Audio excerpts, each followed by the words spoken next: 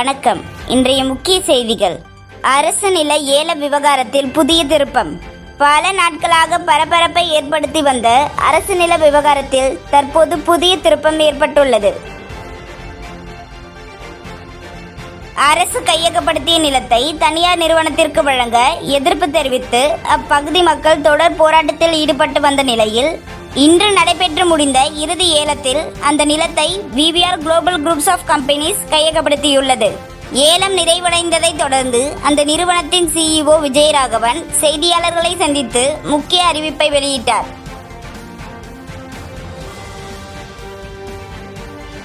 VVR global groups of Companies புதிய corporate தலைமையகம் மற்றும் ஒருங்கிணைந்த வணிக வளாகம் அமைக்கும் நோக்கில் மட்டுமே இந்த நிலத்தை ஏலத்தில் எடுத்துள்ளதாக அந்த நிறுவனத்தின் CEO தெரிவித்துள்ளார்.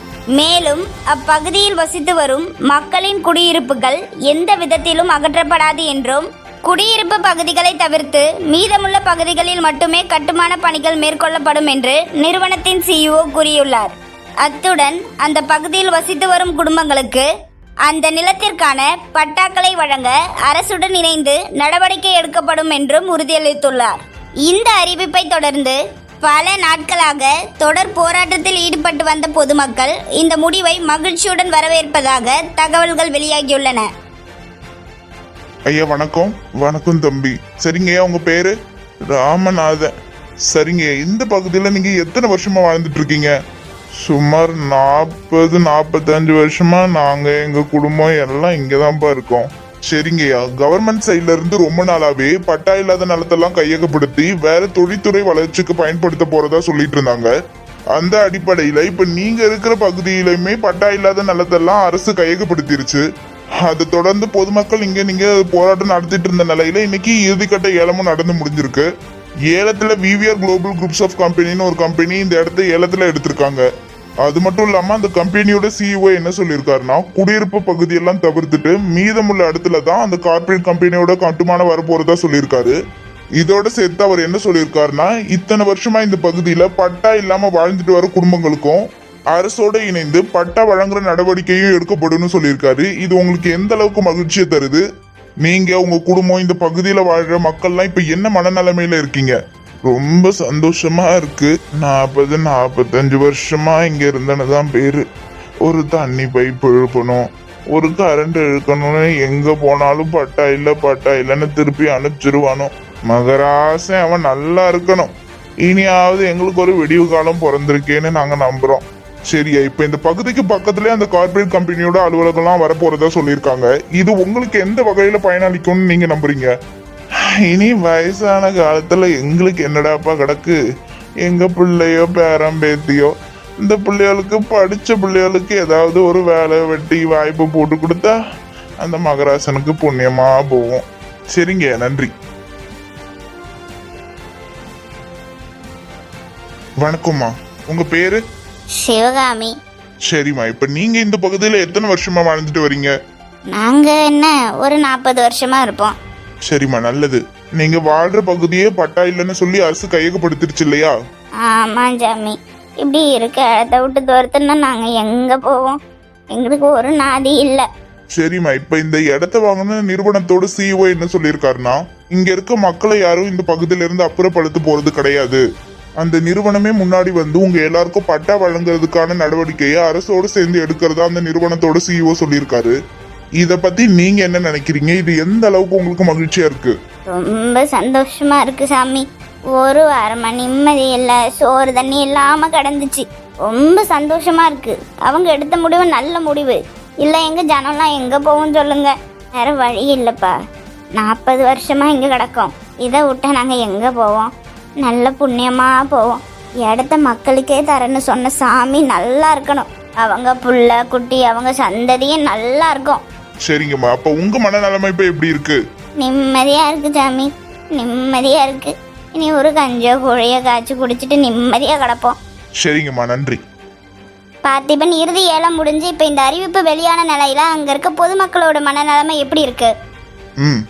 இங்குள்ள சூழ்நிலையை பார்க்கும்போது இந்த திட்டத்திற்கு இங்க இருக்க மக்கள் கிட்ட நல்ல வரவேற்பு கிடைச்சிருக்கிறத நம்மளால பார்க்க முடியுது. இந்த பகுதியில வாழ்ற மக்களுக்கு இந்த நிலத்தை வாங்கின நிறுவனத்தோட CEO என்ன சொல்லியிருக்காருன்னா, இந்த பகுதியில பட்டா இல்லாம வாழ்ந்துட்டு வர மக்களுக்கு அரசு உதவியோட பட்டா வழங்குற நடவடிக்கை எடுக்கப்படும் சொல்லியிருக்காரு. அது தொடர்ந்து ஒரு வாரமா கலவரம் போராட்டம்னு இருந்த இந்த இடம் இப்போ மெல்ல மெல்லமா இயல்பு நிலைக்கு மாறிட்டு இருக்கிறத நம்மளால பார்க்க முடியுது.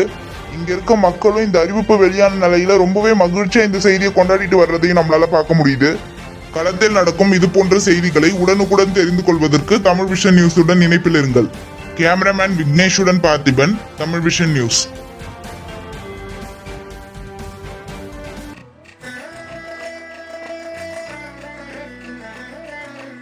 போதும். நீ சும்மா இரு. உனக்கு என்ன தெரியும்? எத்தனை வருஷத்துக்கு பிறகு வீட்டுக்கு வர?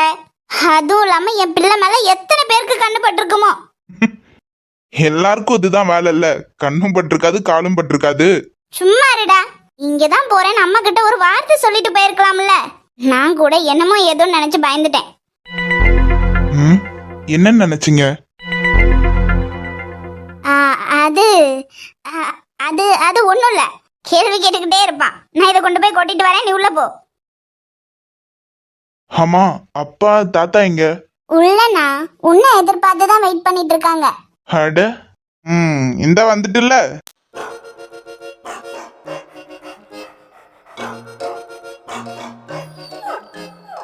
டேய், என்னடா? ஐயா டேய் டேய் இங்கடா போல நீ எத்தனை நாளைக்கும்? ஐயா ஐயா என் கால் தரையில படல. நான் நிதானமா இல்ல.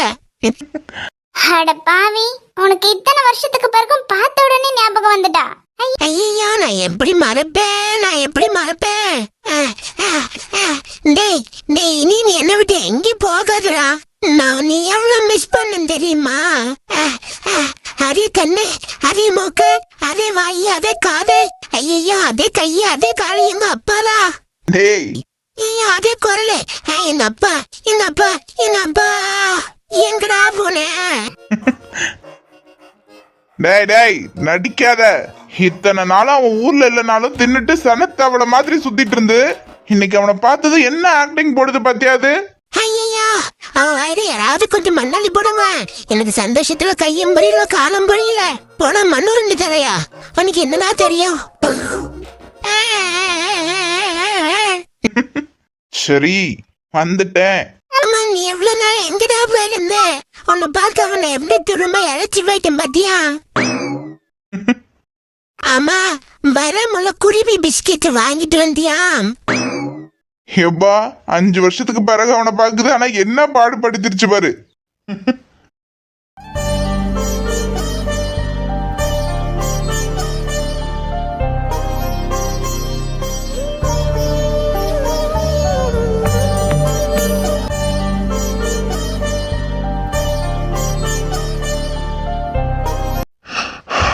டேய் விஜய், பா. டேய் ராஸ்கல், தாத்தா. டேய் அப்பா, நான் வந்துட்டேன்பா. நீங்க என்ன இப்படிதானே பார்க்கணும்னு ஆசைப்பட்டீங்க. ஜெயிச்சுட்டடா, நீ ஜெயிச்சுட்டடா. நாங்க ஆசைப்பட்டதெல்லாம் தாண்டி பல மடங்கு எங்களை பெருமைப்படுத்திட்டடா. உன்னை நாங்க இப்படிதானடா பார்க்கணும்னு ஆசைப்பட்டோம். ஜெயிச்சுட்டடா, எங்களை பெருமைப்படுத்திட்ட. இதை தாண்டி எங்களுக்கு வேற என்னடா வேணும்? உன்னை இப்படி பாக்குற ஒரு நாளுக்காக தான்டா இத்தனை வருஷமும் காத்துட்டு இருந்தோம். அப்பா, அழுகையை நிறுத்துங்க.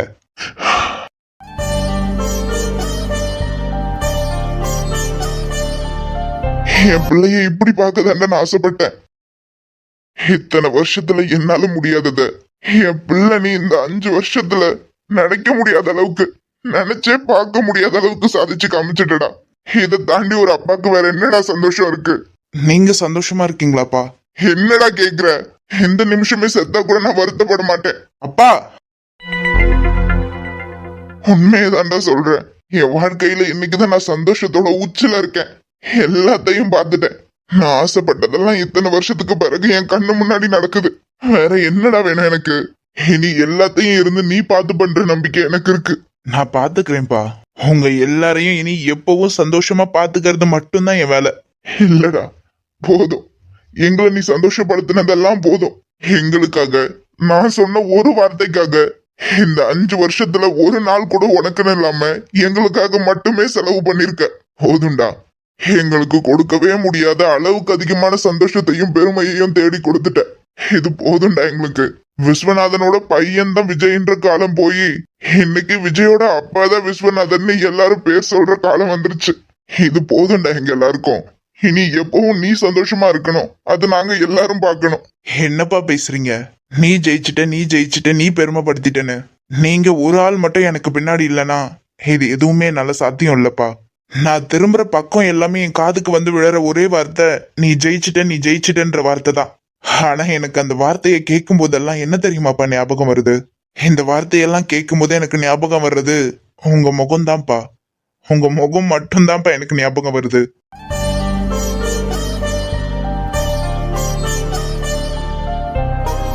நீங்க இல்லைன்னா நான் ஒண்ணுமே இல்லப்பா. எல்லாமே இருக்கிறது ஒருத்தவன் மேல நம்பிக்கை வைக்கிறது பெரிய விஷயம் இல்லையேப்பா. ஆனா ஒண்ணுமே இல்லாதவன் ஏற்கனவே இவனாலதான் எல்லாத்தையும் இழந்துட்டு நிக்கிறோன்ற நிலைமையிலையும் என் மேல நம்பிக்கை வச்சது நீங்க மட்டும்தான். என்னதான் பெத்த பையனாவே இருந்தாலும் நீங்க அன்னைக்கு செஞ்சது விஷயம் பெருசுப்பா. அன்னைக்கு மட்டும் உன்னால முடியும். நீ போன ஒரு வார்த்தை நீங்க சொல்லலன்னா இந்த விஜய் என்னைக்கோ தொலைஞ்சு போயிருப்பான்ப்பா. டேய், என்ன சொல்றதுன்னு தெரியலடா. அப்பா, ஒரு விஷயம் சொன்னீங்கல்ல, விஸ்வநாதனோட பையன் விஜய்ன்ற காலம் போய் இன்னைக்கு விஜயோட அப்பா தான் விஸ்வநாதன்னு. இல்லப்பா, என்னைக்குமே விஸ்வநாதனோட பையன் தான்ப்பா இந்த விஜய். நடைவண்டியில் நீ நடந்த காட்சி இன்னும் கண்களிலே நாளையுந்தன் பேரை சொல்லும் பெருமிதங்கள் நெஞ்சினிலே என் தோளை தாண்டி வளர்ந்ததனால் என் தோழன் நீ அல்லவா என் வேள்வியாவும் வென்றதனால் என் பாதி நீ அல்லவா சந்தோஷத்தேர் தாவியேறி மனம் என்று மிதந்திட என் வானத்தில் ஒரு நட்சத்திரம் புதிதாக பூ பூத்து சிரிக்கின்றதே.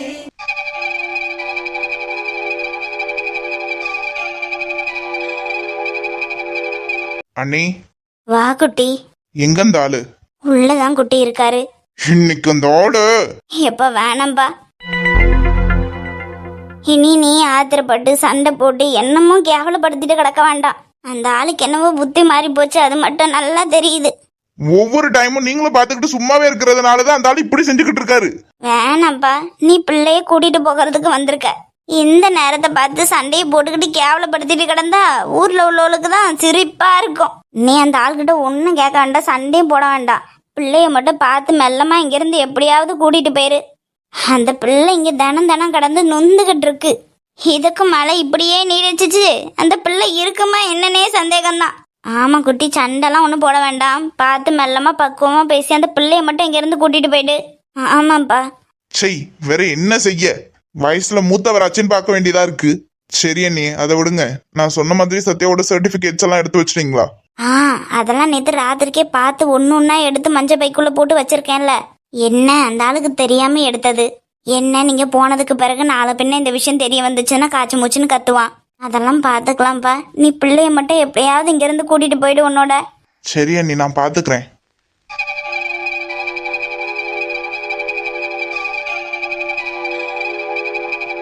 இப்ப என்ன நினைச்சு நீங்க வந்து நின்னுட்டு இருக்கா? என்ன நினைச்சுனா, சத்யாவை நான் என் கூட கூட்டிட்டு போறதுக்கு தான் வந்திருக்கேன். உன் கூட கூட்டிட்டு போறியா?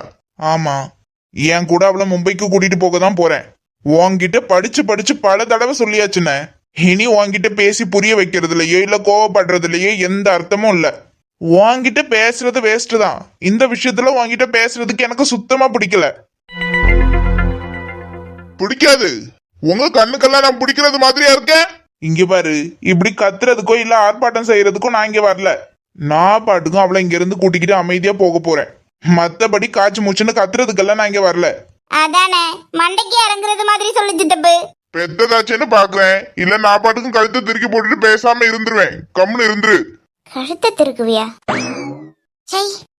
இங்க பாருடா, நீ பின்னாடி இருந்து குடுக்கற செல்லத்துலதான் இல்லாத ஆட்டமும் பாடாத பாட்டம். பேசாம வந்த வழிய போய் உன் வேலைய பாரு. தேவையில்லாத முடிவெடுத்து என்னத்தையும் தலையில வாரி கட்டிக்காத. வேற குடும்ப மனம் காத்துல பறந்து நாங்கெல்லாம் அசிங்கப்பட்டு நின்னது மாதிரி நீயே ஒரு நாள் நிக்கிறது நிலைமை வந்துரும். எனக்கு ஒரு சந்தேகம் ஒண்ண கேட்கலாமா? அந்த பிள்ளைக்கு நீ அப்பா மாதிரி தான் நடந்துக்கிறியா?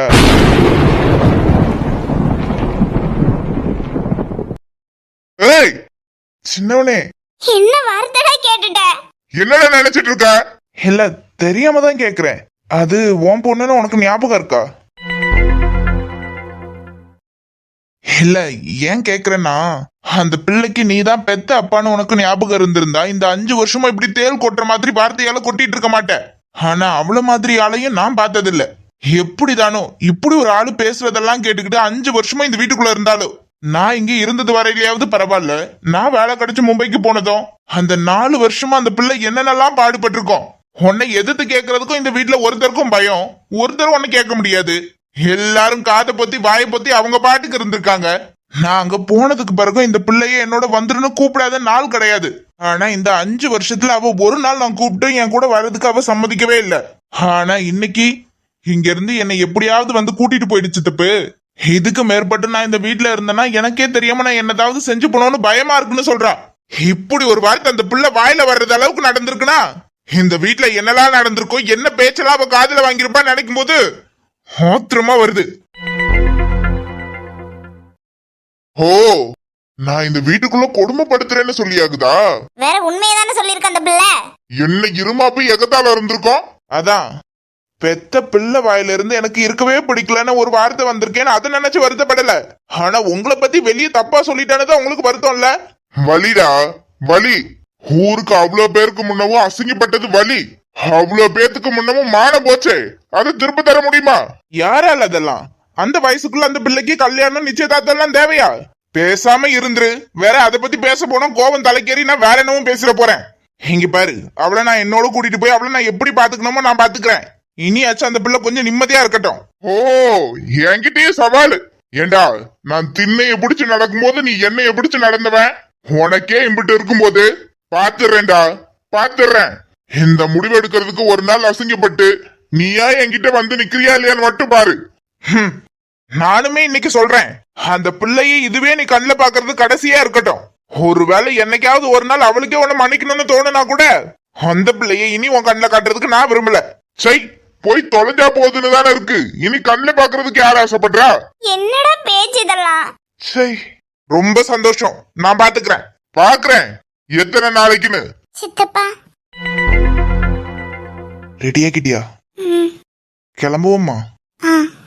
சத்யா, இந்த வீட்டுல உனக்குன்னு இருந்த ஒரு பொருளையும் உன்னோட நீ கொண்டு வர வேண்டாம். எல்லாம் நான் பாத்துக்கிறேன்.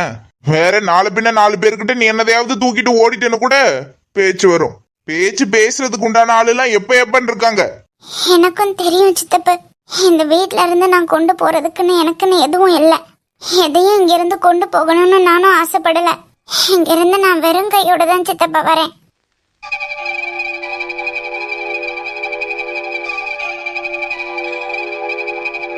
எது வெறுங்கையோடவா? இங்க இருந்து ஒரு சின்ன துரும்ப கூட எடுத்துட்டு போறதுக்கு நானும் சம்மதிக்க போறது இல்ல. ஒண்ணு எடுத்துட்டு போகலன்னா அது என்ன கையில பெட்டி? சித்தப்பா, நான் இந்த வீட்ல யாருக்கு சொந்தமா இருந்த எந்த பொருளையும் எடுத்துட்டு வரல. இதுல இருக்கிறது எனக்கு சொந்தமான விஷயம். அதை மட்டும்தான் சித்தப்பா நான் என் கூட கொண்டு வரேன். மித்தபடி வேற என்னவும் நான் இதுல கொண்டு வரல.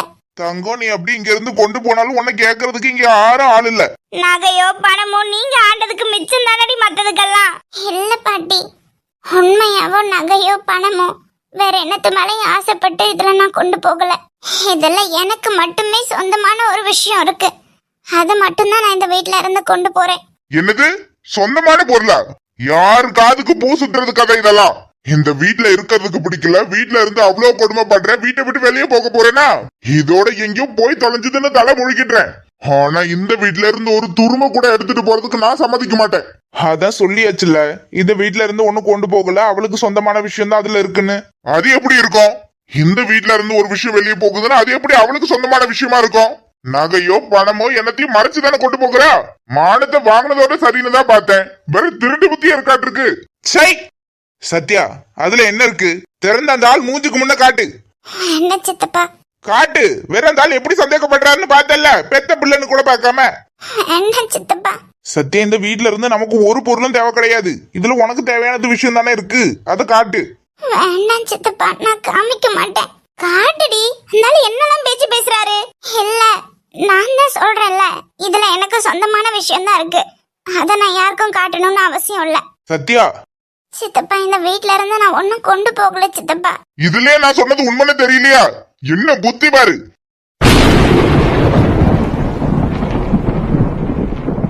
நிறுத்துங்க. என்னடா வேற அவன் என்ன மறைச்சு மறைச்சு கொண்டு போற, ஒன்னத்தையும் கொண்டு போலன்னு சொல்லிட்டு ஒண்ணும் இல்லன்னா திறந்து காட்ட வேண்டியதானே? வேற திருட்டு புத்தி இருக்க போய் தானே ஒண்ணு இல்லன்னு இப்படி மறைச்சு மறைச்சு கொண்டு போறது. சரி அது குடு. சித்தப்பா வேண்டாம் சித்தப்பா. குடுன. வேண்டாம் சித்தப்பா. குடுன. சித்தப்பா வேண்டாம். குடுன. சித்தப்பா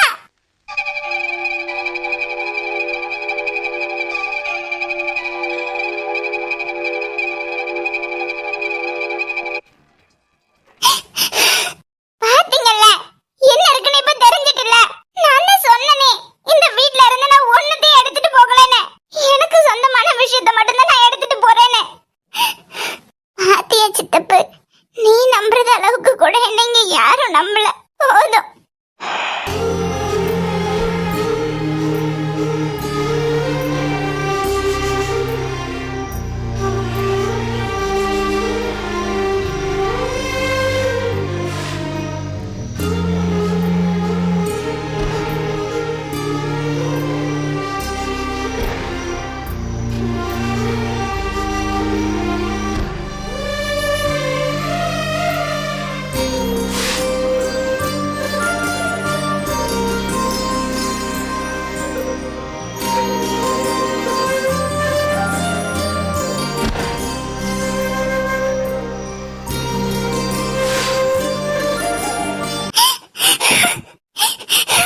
சத்யா சரிம்மா ஒன்னும் இல்ல, அழாத. அந்த ஆளுக்கு எப்பவும் வேற வேலையே இல்ல. பெத்த பொண்ணுன்னு கூட பார்க்காம இப்படி பேசுறதே வேலையா வச்சிருக்காரு. எனக்கு தெரிஞ்ச அந்த ஆளெல்லாம் இன்னும் கொஞ்ச நாள்ல கிறுக்கு அதிகமாகி மென்டல் ஹாஸ்பிட்டலா தான் பார்த்து சேர்க்கணும். அவர் பேசினதெல்லாம் மனசுல வச்சுக்காதடி. என்ன பார்த்தா திருடி மாதிரியா இருக்கு. அப்படி இந்த வீட்ல இருந்து என்னத்தையும் திருடிட்டு போய் நான் என்னடி பண்ண போறேன்? நான் தான் சொல்றேன்ல, அந்த ஆள் தான் என்னவோ கிறுக்கு வந்த மாதிரி பேசுறாருன்னா நீயும் இல்லடி. வீட்டை விட்டு போக போறேன்னு சொல்லியும் அவருக்கு என் மேல இருக்க கோவம் கொஞ்சமும் குறையல. தப்பே பண்ணாம எத்தனை வருஷமும் நான் வழி அனுபவிச்சுட்டு இருந்தது எனக்கு மட்டும்தான் தெரியும்.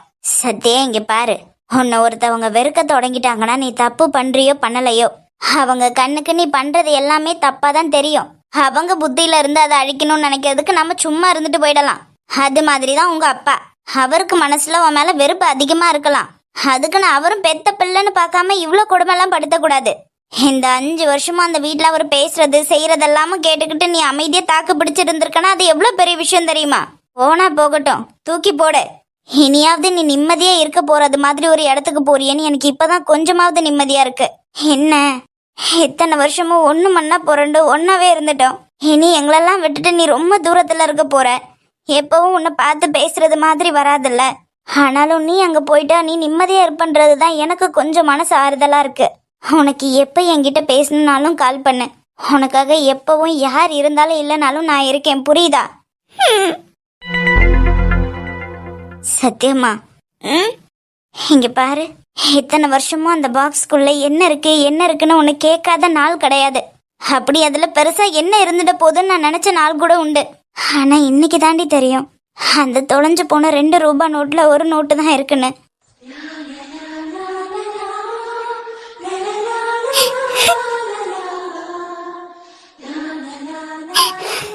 அவங்க மேல உள்ளுக்குள்ள இவ்ளோ காதல வச்சுக்கிட்டு வெளியே வெறுப்பா இருக்க மாதிரி ஏண்டி இங்க இருந்து இவ்ளோ கஷ்டப்படுற? நான் வேணும்னா யார்கிட்டவாத சொல்லி பேசி பார்க்கவா?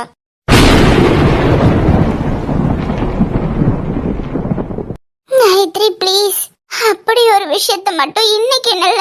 நான் இங்க இருந்து போனதுக்கு பிறகா இருந்தாலும் சரி, நீ என்னைக்கு யார்கிட்டவும் இந்த விஷயத்த பத்தி வாயை திறந்துடவே கூடாது. இது நீ என் மேல ப்ராமிஸ் பண்றது. ஏண்டி இங்க பாரு, நான் முன்னாடி சொன்னதுதான். அப்படியெல்லாம் இப்ப யார் கூடவும் சேர்ந்து வாழணும்னு எனக்கு ஆசை இல்ல. பொய் சொல்லாத. இல்ல காயத்ரி, என்னால மறக்க முடியாம தான் தவிக்கிறேனே தவிர திரும்ப வேண்டவே வேண்டாம்.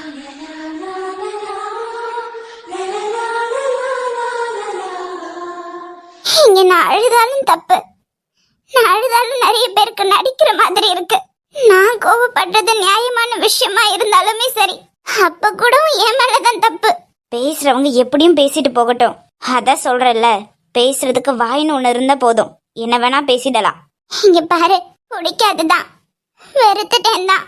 ஆனாலும் எங்க இருந்தாலும் நல்லா இருக்கட்டும். என்ன பேசுற சத்யா?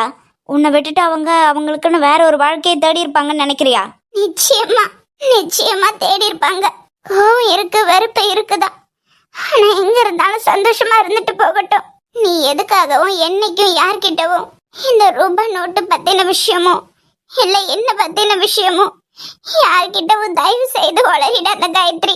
எனக்காக நீ என்னைக்கும் யார்கிட்ட போயும் இந்த விஷயத்த பத்தி பேசக்கூடாது. ஒருவேளை உன்னை தேடி வந்தாங்கன்னா யாரும் வர போறது இல்லடி, புரிஞ்சுக்க. வந்தாங்கன்னா வர மாட்டாங்க. அப்படியே வந்தாலும் நான் ஏத்துக்க மாட்டேன். நான் ஏத்துக்கிறதையும் தாண்டி என்னை தேடி வர மாட்டாங்க. அதுதான் உண்மை. என்னவோ, ஆனா ஒண்ணு மட்டும் சொல்றேன். இன்னைக்கு நீ இவ்வளோ கஷ்டப்படுறதுன்னா பின்னாடி உனக்கு கடவுள் என்னமோ சொல்ல முடியாத அளவுக்கு சந்தோஷத்தை கொடுக்க போறாங்கன்னு நினைக்கிறேன். கவலைப்படாத.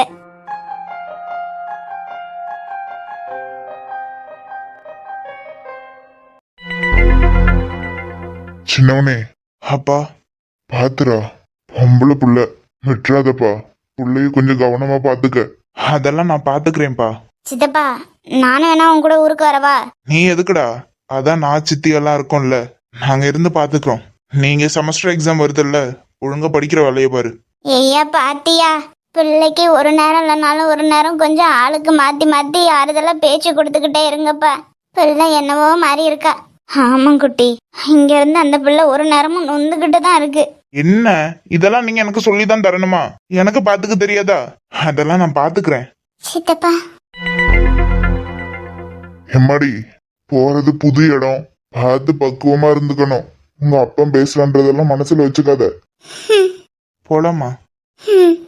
சத்யா பாத்துடி, நான் அடிக்கடி ஃபோன் பண்றேனே. சரி, நீ கார்ல இரு, நான் வரேன். சரிப்பா, அப்ப நாங்க போயிட்டு வரேன்னா. நாங்க போயிட்டு கால் பண்றேன். சரிடா, அங்க போயிட்டு ஃபோன் பண்ணு.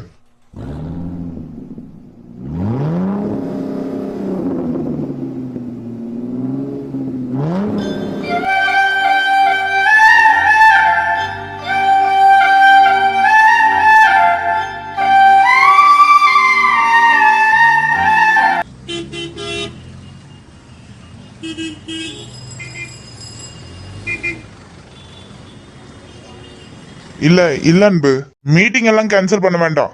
கொஞ்சம் டிராபிக்ல மாட்டிக்கிட்டோம், அவ்வளவுதான். இல்ல இன்னொரு ½ அன் ஹவர்ல ரீச் ஆகிடுவோம். இல்ல பரவாயில்ல, சார் பக்கத்துல தான் இருக்காரு, நான் பேசிக்கிறேன். சரி சத்யா. சித்தப்பா. டஸ்ட் உள்ள வருது பாரு, எதுவும் ஒத்துக்காம போயிட்டு போகுது. கிளாஸ் ஏத்திக்க. சரி.